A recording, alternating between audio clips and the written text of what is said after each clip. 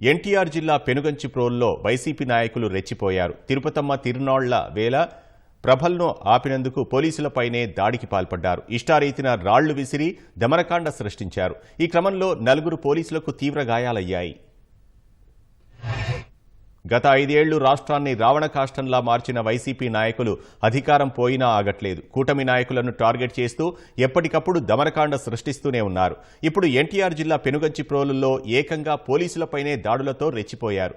ఘటనలో 4 పోలీసులకు తీవ్ర గాయాలయ్యాయి.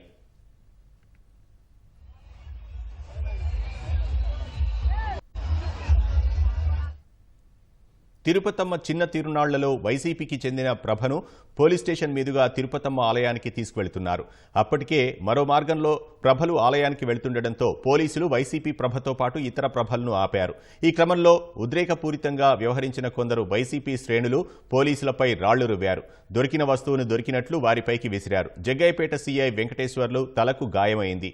మరో 3 పోలీస్ సిబ్బందికి తీవ్ర గాయాలయ్యాయి.